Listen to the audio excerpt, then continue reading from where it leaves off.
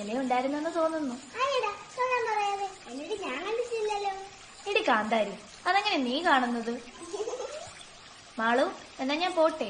നിന്നെ ഞാൻ വീട്ടിൽ വിടണോ? വേണ്ട വേണ്ട, ഞാൻ വിട്ടോളാം. അപ്പൊ ശരി.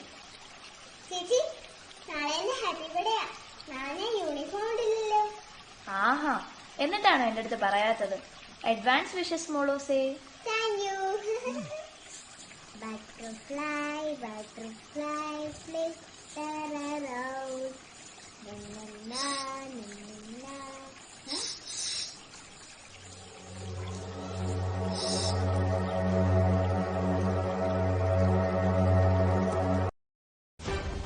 മൂക്കുന്നേം മലക്കടുത്ത് പുലിപ്പാറയിൽ 2ാം ക്ലാസ്സുകാരിയെ കാണാതായി. മാളു എന്ന് വിളിക്കുന്ന ആര്യനന്ദയാണ് കാണാതായത്. വൈകുന്നേരം സ്കൂളിൽ നിന്ന് വരുന്ന വഴിയിൽ വീടിനടുത്ത് വെച്ചാണ് കുട്ടിയുടെ തിരോധാനം. നാടാകെ അന്വേഷണം വ്യാപകം.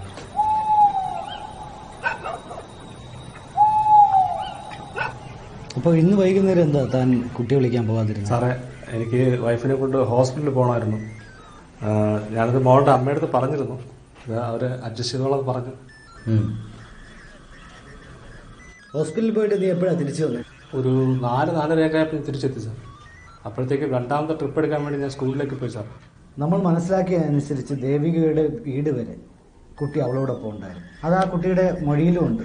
അത് നമ്മൾ വിശ്വസിക്കേണ്ട കാര്യമില്ല. അപ്പോൾ ദേവികയുടെ വീട് മുതൽ നിങ്ങളുടെ വീട് വരെ എത്തുന്ന ആ ദൂരം അല്ലെങ്കിൽ ആ ടൈം ഫ്രെയിമിനുള്ളിലാണ് കുട്ടി മിസ്സായിരിക്കുന്നത്. ഈ 2 വീടുകളും തമ്മിൽ എത്ര ദൂരം വരും? അത്ര ദൂരമൊന്നുമില്ല സാർ. ഒന്ന് ഉറക്കെ വിളിച്ചാൽ കേൾക്കാം. ഇത് വൈഫിൻ്റെ കസിൻ ബ്രദറാണ് സാർ. എന്ത് ചെയ്യുന്നു? ഞാൻ എറണാകുളത്ത് ബാങ്കിലാണ് സാർ. ഞാനിവിടെ വീട് വയ്ക്കുന്നുണ്ട്. ഞാനിപ്പോൾ ഇവരോടെയാണ് താമസം.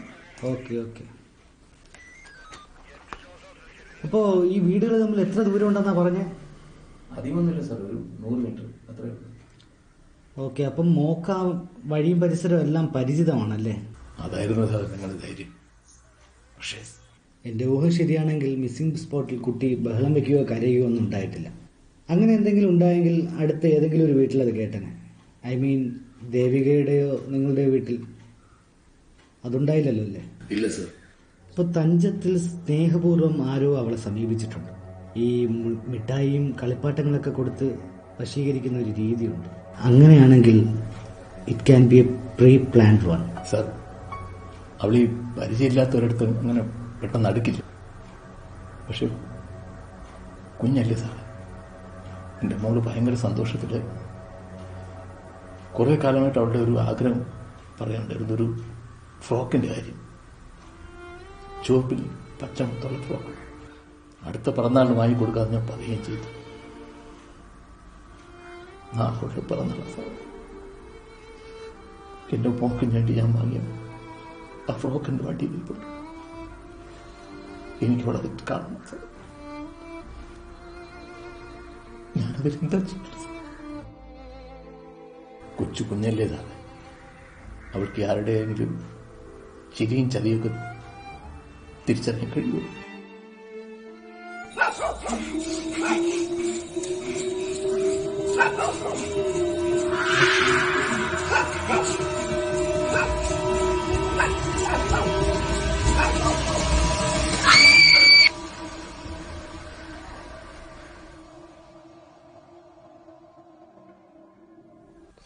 സാറേ, പുലിപ്പാറ ഏരിയയിൽ 1.5 മാസം മുമ്പ് ഒരു അജ്ഞാത ജീവി ആടിനെയും പശുവിനെയൊക്കെ പിടിച്ചതായി ഒരു വാർത്തയുണ്ടായിരുന്നു. ചിലർ പറയുന്നു അത് പുലിയാണെന്ന്, മറ്റു ചിലർ പറയുന്നത് നീലഗിരി കടുവയാണെന്ന്. ഇനി അതെങ്ങാനും കൊച്ചിനെ താൻ കരുനാക്കെടുത്തൊന്നും പറയാതെ. നാട്ടിലെ പിള്ളേര് അത് ഏത് ജീവിയാണെന്നറിയാൻ കാട്ടിൽ 1-2 CCTV ക്യാമറ വെച്ചിട്ടുണ്ടായിരുന്നു. അതിന്റെ ഫുട്ടേജ് ഒന്ന് തപ്പിയാലോ? അതിലൊക്കെ വല്ലതും കാണുമോ? എന്തായാലും താന്ന് അന്വേഷിച്ചു.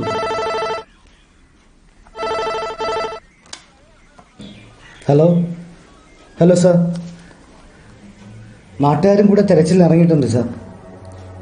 പോലീസ് നായ ആ മിസ്സിംഗ് സ്പോട്ടിൽ നിന്നും കാട്ടിനുള്ളിലുള്ള ഒരു 1.5 കിലോമീറ്റർ അകലെയുള്ള ഒരു കനാലിന്റെ കരയിലാണ് പോയി നിന്നത്. ആരായാലും വളരെ തന്ത്രപൂർവ്വമായിരുന്നു സാർ ഇത് ചെയ്തിരിക്കുന്നത്.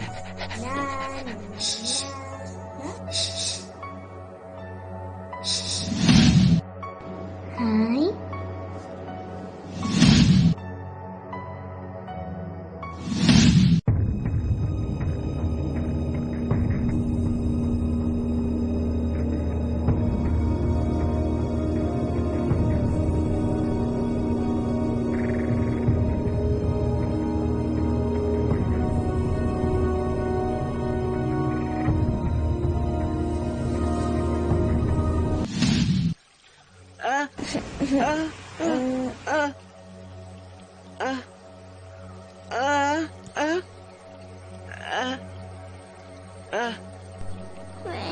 എനിക്ക് വീട്ടിൽ പോണം.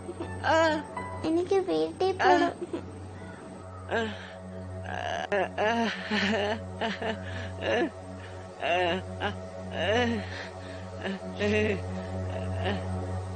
ഹായ്.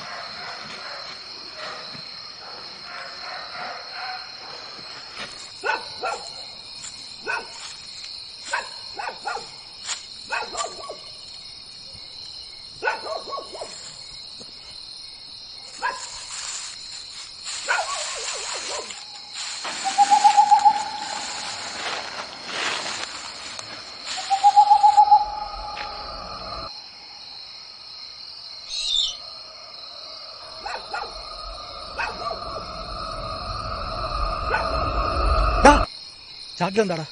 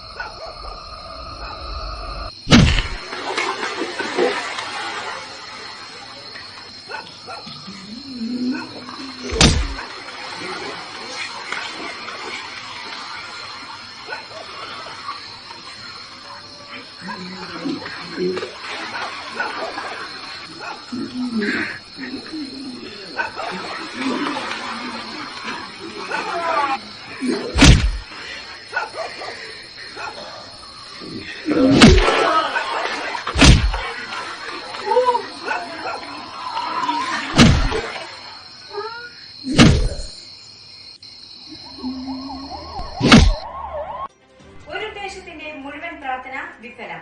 കാണാതായ പെൺകുട്ടി ആര്യനന്ദ ദാരുണമായി കൊല്ലപ്പെട്ടു. പ്രതി അറസ്റ്റിൽ.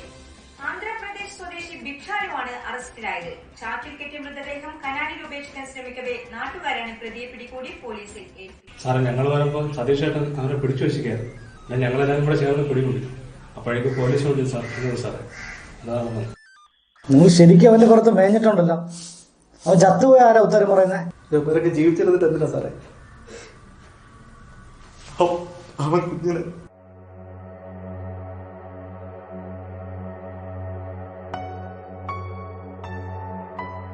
നിങ്ങൾ സ്റ്റേറ്റ്മെന്റ് കൊടുത്തിട്ട് പൊയ്ക്കോളൂ.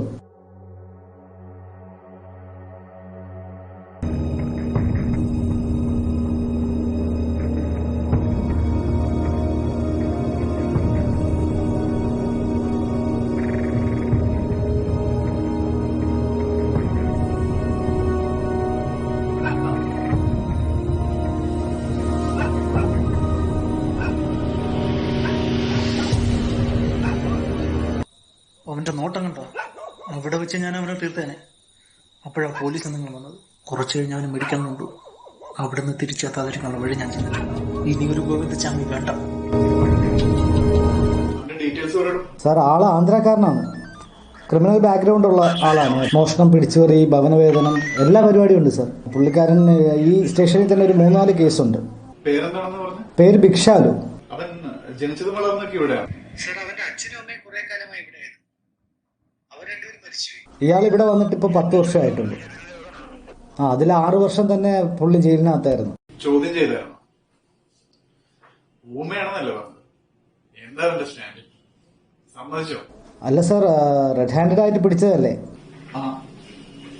അവൻ എഴുതാനറിയോ? എഴുതാൻ മാത്രം അറിയാം. നമുക്കിവിടെ അതിനുള്ള ഏർപ്പാട് ഞാൻ ചെയ്യും. ബാക്കി ഫോർമാലിറ്റീസ് എല്ലാം കംപ്ലീറ്റ് ചെയ്ത് വെക്കും. പിന്നെ ആൾക്കാരെ അറിയിട്ടുണ്ട്. So be careful. സാർ, നീ അയാളെ മെഡിക്കലിന് കൊണ്ടുപോകാൻ വേണ്ടി ഫൂട്ടേജ്. ഈ ഫൂട്ടേജ് തനിക്ക് തരുമ്പോ അവിടെ വേറെ നാട്ടുകാരെങ്കിലും ഉണ്ടായിരുന്നു? ഇല്ല സാർ, ഞാൻ ശ്രദ്ധിച്ചില്ല. പക്ഷേ ഉടനെ എല്ലാവരും അറിയും. താൻ വാ.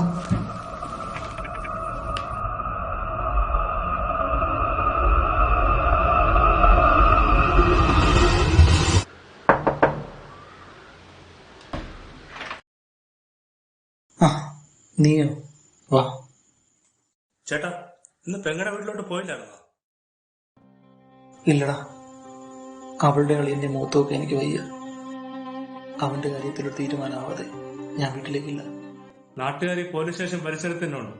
അവനെ കയ്യിൽ കിട്ടിയാൽ മതി. ഞാൻ 3-4 ദിവസം മുമ്പ് വന്നപ്പോഴേ എന്റെ RC ബുക്ക് ഇവിടെ വെച്ച് മറന്നു. ചേട്ടാ കണ്ടായിരുന്നോ? RC ബുക്ക് ഞാനിവിടെ കുറച്ച് സാധനങ്ങൾ ഒതുക്കിയായിരുന്നു. നീ റൂമിലോട്ട് നോക്കാം.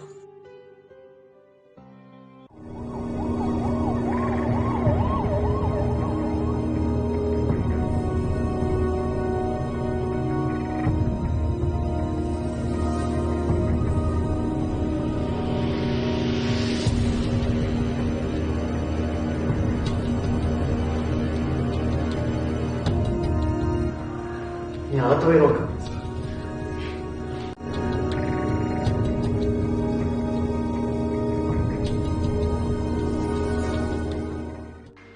സാർ, ബാത്റൂമില്.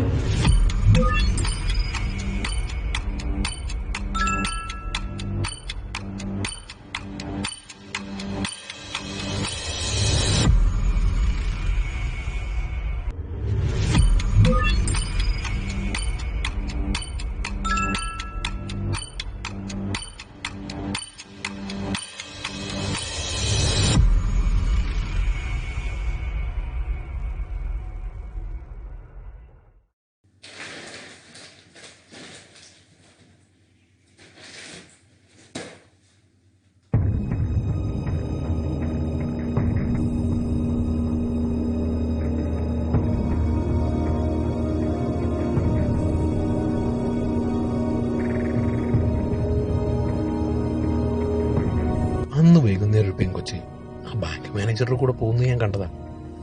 മുഖം വ്യക്തമായില്ല. പിന്നെ പോലീസിനോട് പറയാനും എന്തൊരു ചുമ്മാ വയ്യാവിന്. ഇത് നിന്റെ മനസ്സിലിരുന്നാ മതി കേട്ടോ.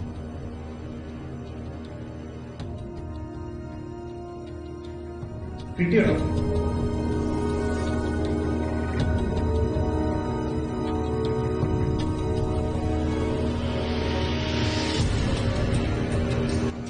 സംശയിച്ചതുപോലെ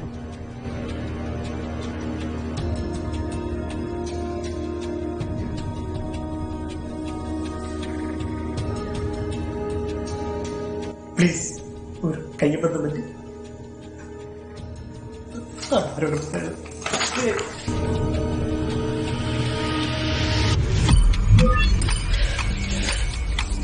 എനിക്ക് വേറെ വഴിയില്ല. എനിക്ക് തന്നെ സാക്ഷ്യം വേണം.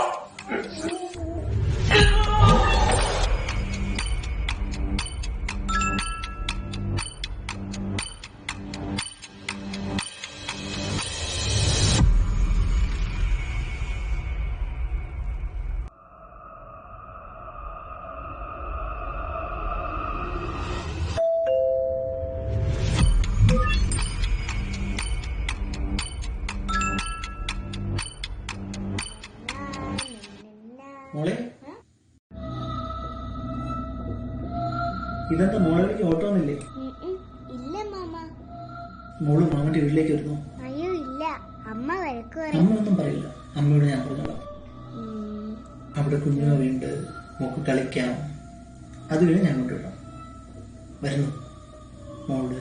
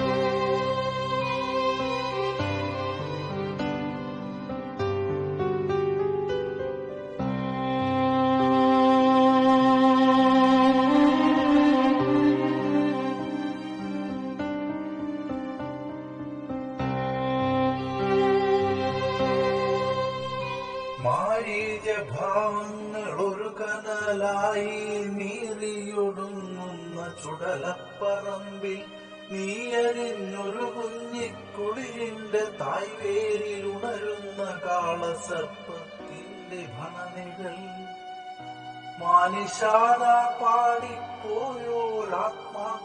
കുടിയിരിക്കുന്നൊരി തീരങ്ങളിൽ മൂർച്ച കൂട്ടി തീർത്ത കൂരമ്പുകൾ നിന്റെ മാറ് പിളർക്കുന്ന കാലമായി